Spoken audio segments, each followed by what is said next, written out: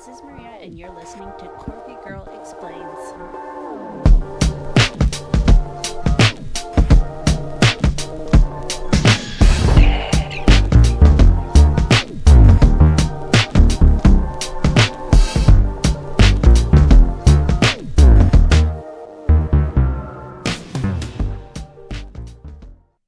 Hey everyone, this is Maria, and sitting across from me is Michael. Say hi, Michael.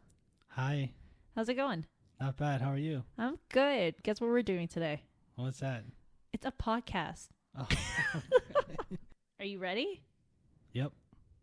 Ready for this podcast? Yes, I'm ready. Remember, this is a podcast where I tell stories from current or past news or just weird stuff I found on the internet and even try to answer some of Michael's questions that he has. So let's get into it. Hey. Hey. How's it going? Not bad. How are you? I'm good. So this is episode 8. So I was thinking crime stories. All right. Okay. So one of the stories is, have you seen the trailer for Cocaine Bear? Okay, the cocaine. I don't think I've seen it yet. No? I have to see it. So long story short, there's I think it's like a group of people in a forest. There's a bear. Mm-hmm. May have ingested cocaine, goes crazy, murders everybody in or I don't know how many people, but that's the plot of the story. It's a little gory. Yeah, it's based on a true story. It's solely based on a true story actually, but it did happen, just less bloodier. Okay, yeah, because in real life, I don't think the bear killed anybody. No. Yeah. Sad story. Ray Liotta. Okay. It's his final. Oh, that's it's right. one of his final films. Okay. Before he died in Yeah. May, which is sad. So Yeah. I'm hoping his That's character movie, is good, right? Yeah. So basically, there was an article in the New York Times in December 1985. Okay. Actually, I'm gonna get you to read it. Okay. All right. What's this article? Okay. It says here, cocaine and a dead bear. Blue Ridge, Georgia, December 22nd. UPI, a 175-pound black bear apparently died of an overdose of cocaine after discovering a batch of the drug, the Georgia Bureau of Investigation said today.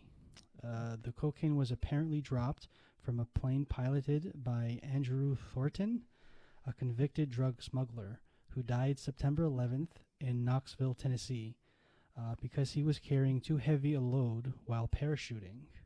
Yeah, I remember this. Yeah, story, long story short, basically, the cocaine was apparently dropped from a plane piloted by Edward Thornton, yeah. and he was a convicted drug smuggler who died in Knoxville, Tennessee, because he was carried too much. He was falling out of the plane, right? Plane, yeah.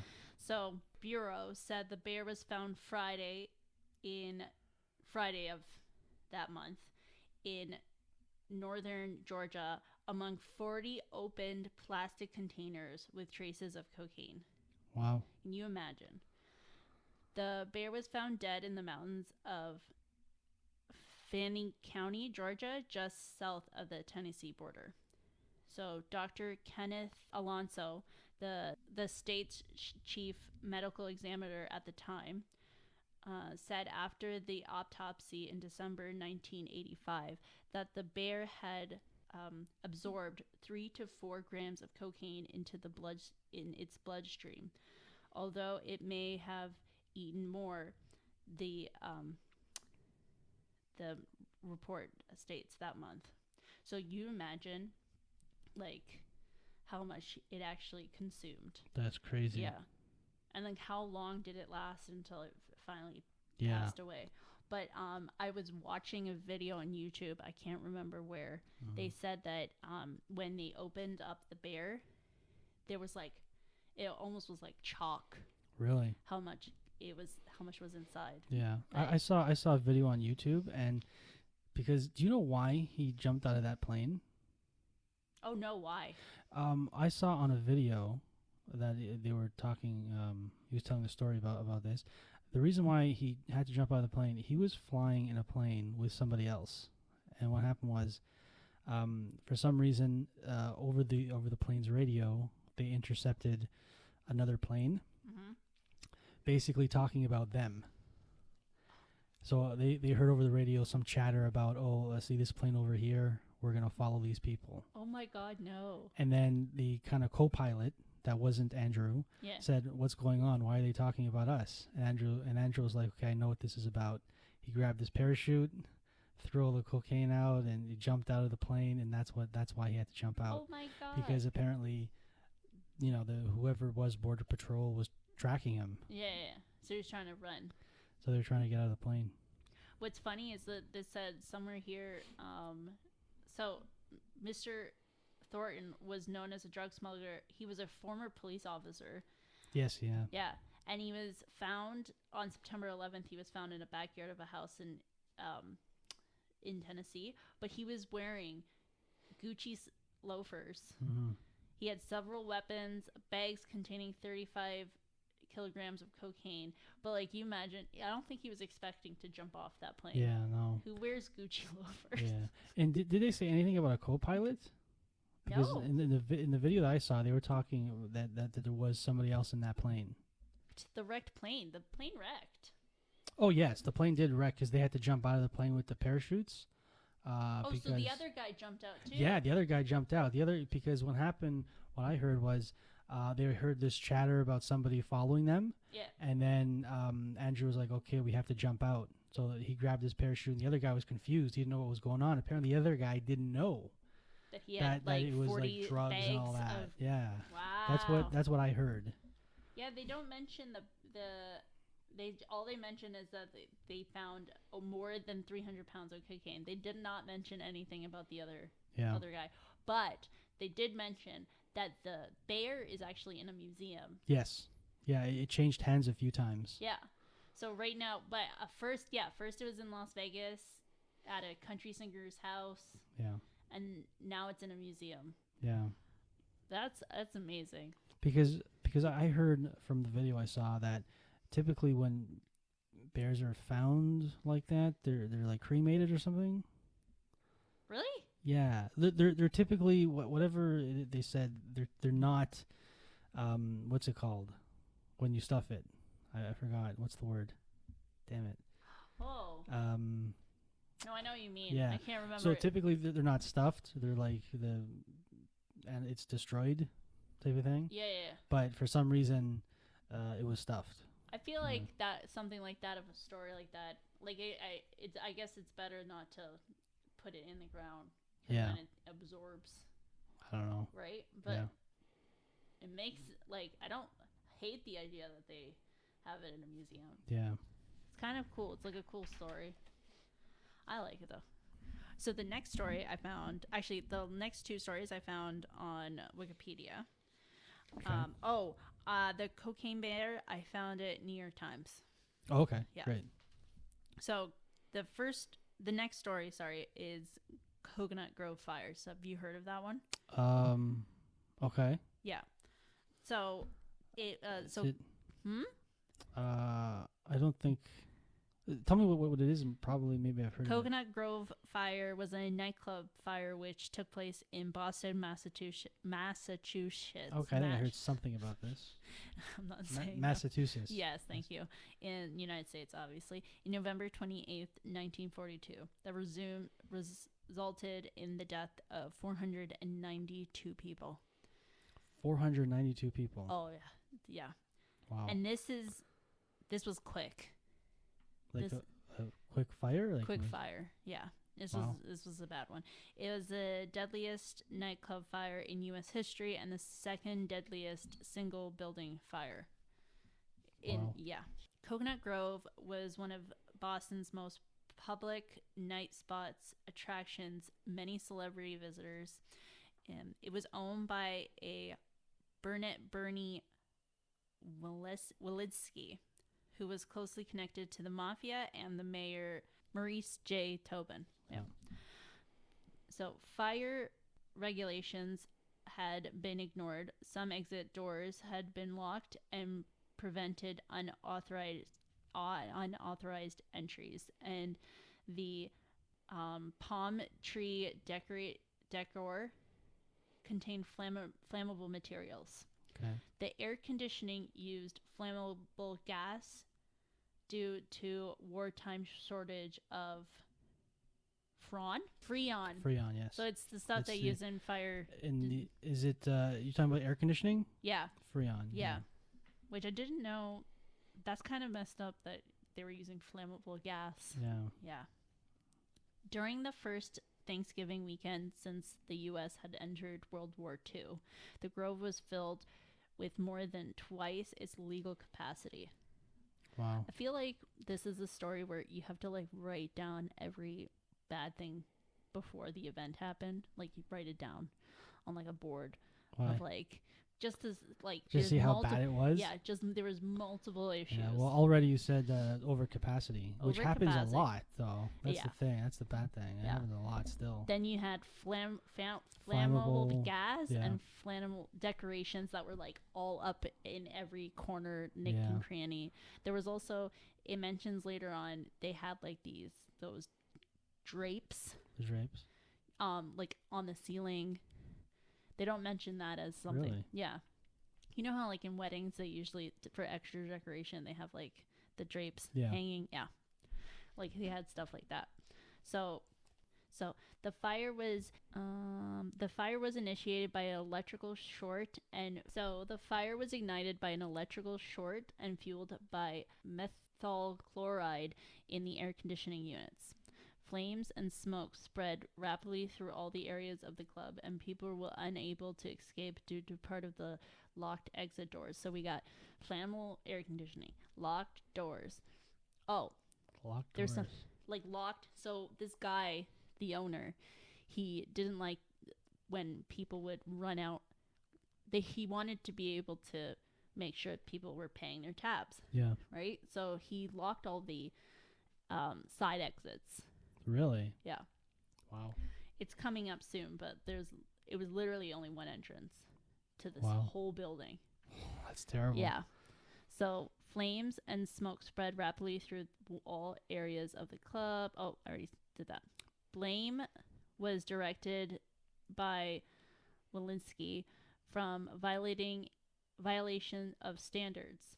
He served nearly 4 years in jail before being released just weeks before his death. I totally forgot to see how he died. Well, that's right. Yeah. I'm going to look into We that can always mention it on the next. in the next podcast. But Yeah. so he was only charged for 18 deaths because apparently, and I don't know who mentioned it, if it was like a judge or the prosecutors, they thought the quote was too much Too much? to charge him for all 490. Like too many deaths? Too many deaths to count for how much it would have taken longer in the court. Oh, really? Yeah. So that's why They only charged him for 18, and because it would take too long. Yeah, They don't want and- to do the work. Yeah, and one of the Wow. things is apparently they were randomly selected. The victims were The victims that he was convicted of murdering were randomly selected Oh, that's just stupid. to represent all of the 492. That's just stupid. Right? They Yeah. should have yeah, it was They should yeah. have just done all It's of them. kind of like the things you think about now. You're just like, why? Why Yeah. did they bother? Local hospitals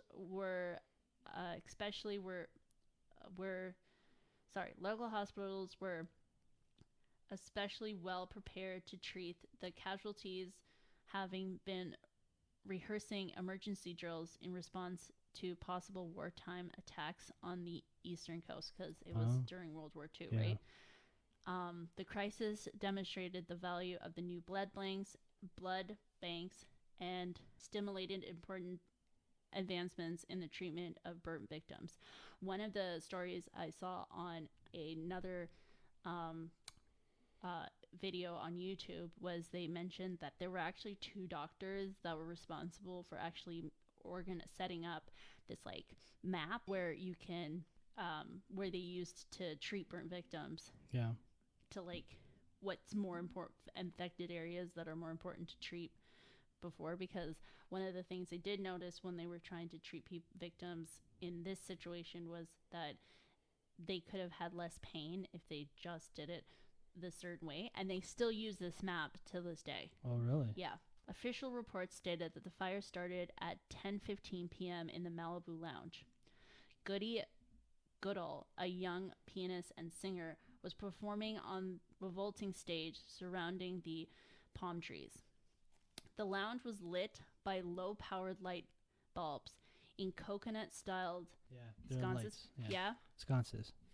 A young man. So the story is, like, multiple people had that survivors had, like, oh, it could have happened this way, it could have happened that way. But in the area that they think the fire started, there were one scenario specifically that everybody that does remember that were there remembers, that a young man, possibly a soldier, was unscrewing a light bulb in order to give himself and his date privacy while kissing. Okay. So so like they think, oh, maybe him doing that maybe like sparked something. Okay. Right? But the idea was that he unscrewed the light bulb, and then a busboy, Stanley, I can't remember how to pronounce his last name, it's too long, but 16-year-old busboy was instructed to put the light back on and tighten the bulb, right? Yeah. He stood up onto the chair. So there were people watching him do this. So he stood up on a chair to reach the light in the darkness of the corner. Unable to see the light, he lit a match to illuminate the area, tightening the bulb and extinguished the match. So everyone witnessed him light a fire. Yes. So that could have sparked something, maybe, right? Witnesses first saw flames in the front, which were just below the ceiling immediately afterwards. So that's where they think if it happened in that area. Okay, yeah. I remember seeing an article, and I didn't really read the article, but I remember seeing something, and the title was like the story of the 16-year-old that was wrongfully accused of starting the Coconut Grove fire. So what they say is, A, he shouldn't have worked there. He was too young to be working in that building. Yeah. So they did say that he was not to blame because he was underage. And they were always saying, like, one of the other things they were mentioning was he was just doing what he was told. Yeah, but the thing is, like, so he lit the match. Yeah. And then some kind of maybe the air conditioning gas. He blew out the match, but I think with that kind of gas, isn't it like instant? Like as soon as the spark, exactly. Then it goes like, that would have been like the last thing anybody would have remembered. Yeah. It's not like you're gonna blow out the match and then it's gonna start firing 10 minutes later. Yeah. So they think that there may have been like a you know how when you blow out a because really anything could have started anything. Like any person in there. This is still in the area where they were smoking indoors. So any one of these people could have easily, and then saw that they started a fire, freaked out, and ran out. Yeah. There's another thing that they mentioned, not in here, but they mentioned there were people laughing at the waitstaff because they were trying to, because at the first couple of minutes they thought it was a joke. Really? Because, like, not joke, they didn't take it serious. Okay. You see a fire now, you leave the building. Yeah. These people are staring at the waitstaff, struggling to get rid of this fire. Yeah. Right? So, going back to this, through the lit match had been, witnesses first saw the flames in the front, which was just below the ceiling immediately afterwards. Though the lit match had been close to the same fronts where the fire was seen to have begun, the official report determines that the busboy's action could not be found to be the source of the fire. So it could have easily been someone that just lit a cigarette. Yeah. Right? So it was, they basically wrote down that it was determined, a record of the department was being of unknown origin. So they basically wrote it off as they don't know. And I think everybody died because they couldn't get out.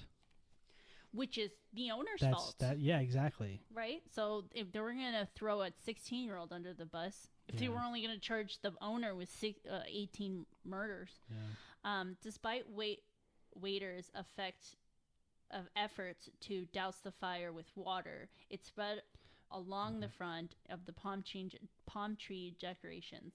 In a final desperation attempt to separate the burning fronts from the fabric-covered false ceilings, the decorations was pulled away from the corner, taking it with it a triangle plywood panel at the ceiling level and opening the enclosed space above the false ceiling.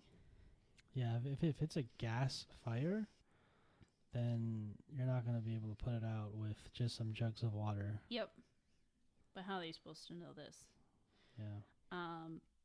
So that was the point at which the fire spread to the false ceiling, which burned rapidly, showering. What's that? Patrons? Oh, patrons. Oh my God, patrons. Patrons. So Showering is that the patrons. French version? Patrons. Patrons. Showering patrons with sparks of burning shreds of fabric. Flames raced up the stairwell to the main level. So this was the bottom level, too. Yeah. Burning the hairs of patrons fleeing up the stairs.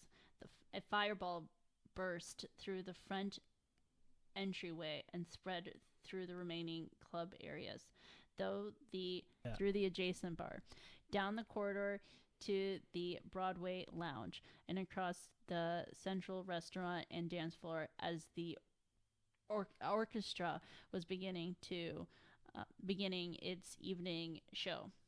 Flames raced faster than patrons could move, followed by the thick cloud of smoke. Within 5 minutes, so it was pretty flames and smoke had spread to the entire nightclub. Some of the patrons were instantly overcome by smoke as they sat in their seats. Others crawled through the smoky darkness trying to find exits, all but one of which were either non-functional or hidden in non-public areas. Many patrons attempted to exit through the main entry, the same way they had entered. The building's main entry was a single revolving door, which was rendered useless as the crowd stomped in panic. Bodies piled up behind both sides of the revolving door, jamming it until it broke. The oxygen-hungry fire then leaped through the branch, incinerating whoever was left alive in the pile. Firemen had to douse the flames to approach the door. Later, after fire laws had tightened, it would become illegal to have only one revolving door as the main entry, without being flanked by outward opening doors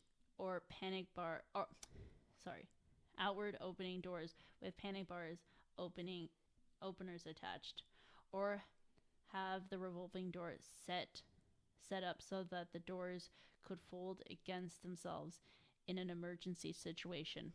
Other avenues of escape were simply useless. Side doors had been bolted shut to prevent people from leaving without paying.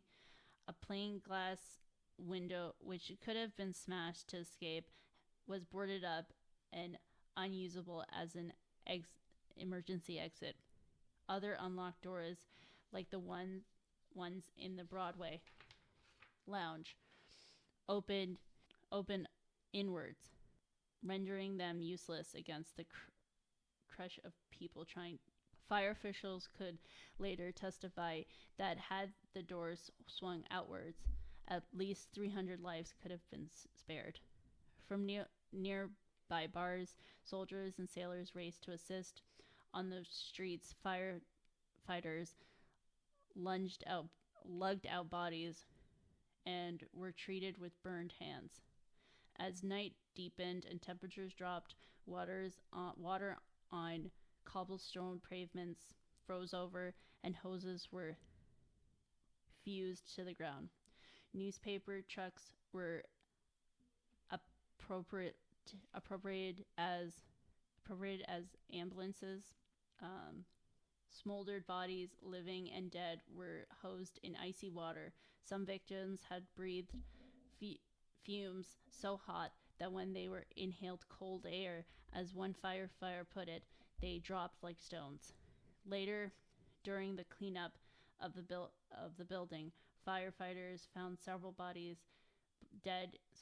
Several dead guests sitting in their seats with drinks in their hands. They had been overcome so quickly by the fire and toxic smoke that they had not had time to move. Followed this tragedy, many new laws were enacted for public establishments, including the banning of flammable decorations, a provision that emergency exits must be kept unlocked from the inside, and that revolving doors cannot be the only exit. Wow. Yeah. That's crazy. It's insane. And the amount of like I said, we should write a list of like all of the bad things. One that bothered me the most, and it probably bothered you, was that he didn't get charged with all the deaths. Yeah. It's almost as if that's like the perfect situation if you intended on murdering a bunch of people. Right. Like if you had a checklist of people you wanted and what to do. Yeah.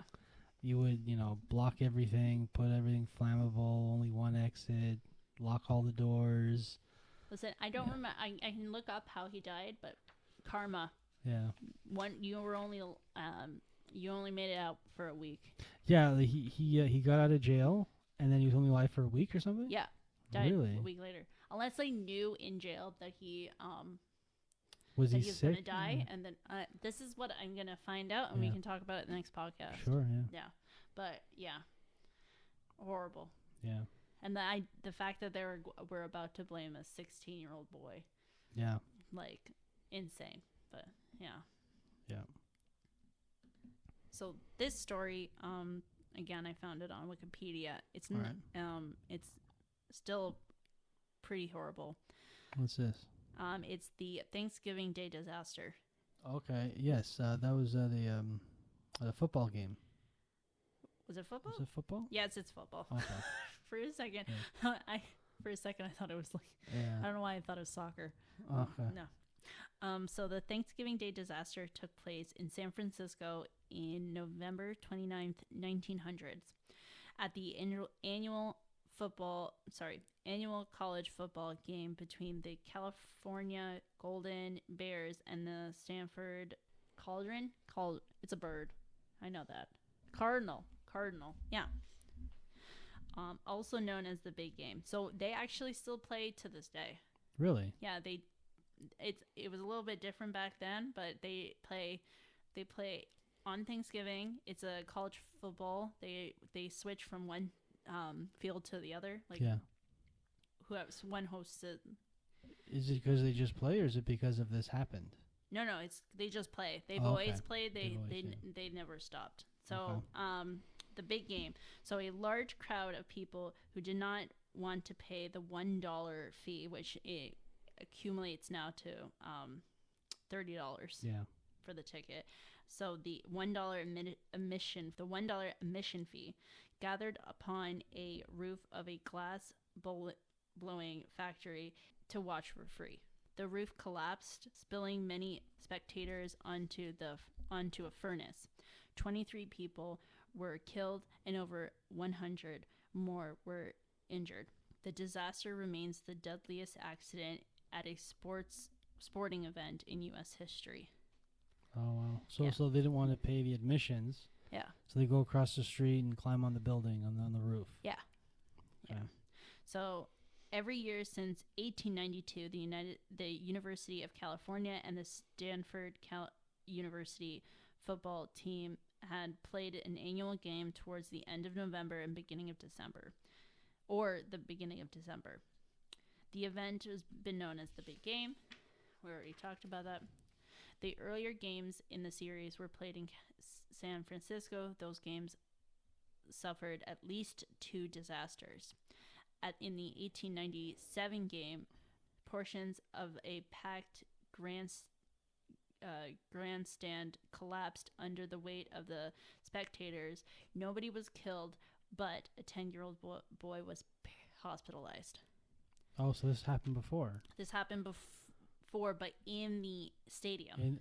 In that same stadium? I don't know if it's the same stadium, because it mentions after this. It mentions in 1900 the game took place in the former California League baseball grounds. Maybe, baseball. I'm assuming, yeah. Maybe it was a different field then. Maybe it was a different field, Yeah. but in San Francisco at this quote big game, 2 accidents happened. Yeah, right? wow. So it's California League baseball grounds, which local newspapers called the 16th and Folsom grounds on Thanksgiving Day, which at the time was the last Thursday in November, which I'm pretty sure they still do it. It's states. I don't know. Yeah. Yeah. Because it's Black Friday too. Yeah. The stadium was located in a heavily industrial part of San Francisco. So they had like factories all over over the surrounding. Yeah. On the day of the 1900 game, the San Francisco and Pacific Glass Works Company had just opened a new building across 15th Street from the stadium. Because the factory was brand new, only one furnace was active that day. The remaining furnaces were not scheduled to start until the following Monday. The furnace was 30 by 60 feet and was filled with 15 short tons of molten glass with a temperature of 3,000 Fahrenheit. It was enclosed by a series of binding rods that assembled croquet hoops. Binding rods that assemble. I've never seen a furnace like this. Well, you mean croquet hoops? Yeah. Croquet hoops are basically like almost like horseshoes, like just U-shaped.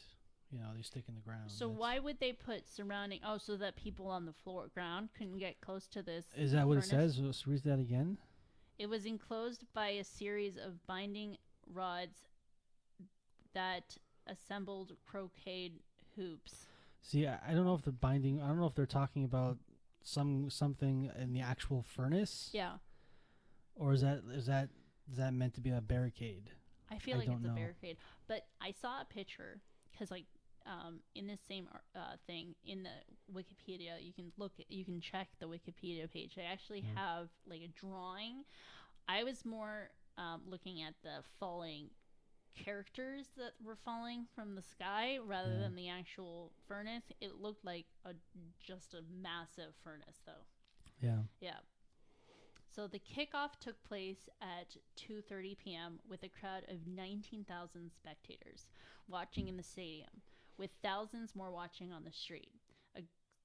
A ground of 500 to 1,000 people who did not want to pay the $1 for the ticket gathered on the factory's roof to watch for free.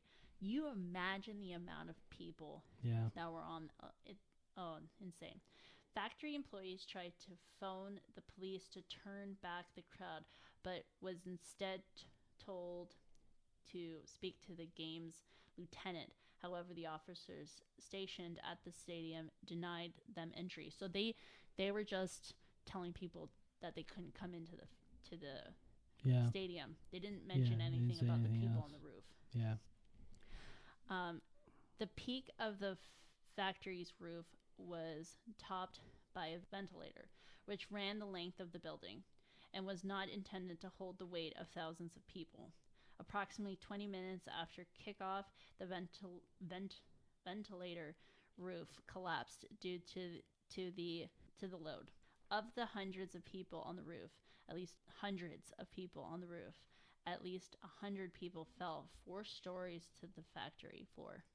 60 to 100 more people fell directly on top of the furnace, the surface temperature of which was estimated to be 500 Fahrenheit so equivalent to 260 Celsius. Had the bodies broken through the furnace, the bodies would have been consumed by the molding glass. Many of the spectators were pinned by the binding rods on the surface of the furnace, making escape more difficult. Hmm. Isn't that? Oh. Wow. I have to mention something after, but Okay. fuel pipes were also severed, spraying many victims with scalding hot oil. Ooh. Oh my God. The fuel also ignited, setting many bodies on fire. Factory employees worked to remove bodies from the furnace using metal poles to poke bodies out of reach. Despite the incident, the game continued and Stanford won. So afterwards, 13 people were killed on the day of the disaster, with 9 more dying in hospital in the days that followed. A 28-year-old man succumbed to his injuries 3 years after the disaster, bringing the final death toll to 23. All the victims were male and most were children. So most of the people up on the roof were like kids. Wow. So how many that actually died was insane. The 28-year-old too, he had to get like amputated, and imagine 3 years in the hospital in that much pain. Yeah. Back then too, they don't have what we have now. Oh no. Medication and stuff. Yeah. Many American newspapers reported the incident on the front page. Most of the contents in the sports sections were about the game itself. The San Francisco Chronicles referred to the event as the closest to most exciting game of football ever played, all in the 11th of the 2 California universities. That was a quote from the writers of the student newspaper, and both universities also paid little attention to the disaster. Yep. The San Francisco Call referred to the incident as perhaps the most horrible incident that have ever happened in San Francisco. No physical memorial to the disaster exists, save for the cross of one of the 12-year-old boy's grave. The site of the disaster is now occupied by the University of California, San Francisco building. Wow. Yeah. They mentioned not one of the victims got like any kind of money compensation because they were at fault. Yeah. Right? Jeez. And then barely any newspaper even mentioned that it happened. And what else? There's no memorial at all, even today. Really? To this day. Yeah. Wow, it's terrible. Like, they should have had more police present if they were expecting the police should have gotten them off the roof. That's it. Like, and how can you just find at fault if most of those people were those people on that building were kids? Yeah. What, like, that's insane. See, now I think it works different. I think like in a situation like that, the factory would have had to do due diligence to make sure that nobody can get on the roof. Yeah. Because how do they get on the roof? Yeah. Right. You know nowadays you have to have gates and cameras, and ladders can't be accessible to from outside. Oh, they would have their own security and right? stuff. I mean, there's so much more. Right. It's If you make it easy enough, and don't do anything to stop people from going on the roof. Yeah. Nowadays you are at fault. Yeah. Right? But that's it. That's what I got for this episode. Oh, that's good. We should look at some more sports disasters. Oh. We can look up some more, and great fires. There's more. Oh yeah. More fires, and then plane disasters. There's tons of those. We should look at for Seems like it- upcoming episodes. for Yeah, upcoming totally. episodes. Yes, Well, thank you for sitting here with me and listening. no problem. It's a little bit of a sadder episode. It is. Yes. Yeah. This was Quirky Girl Explains. Have a good one, everyone.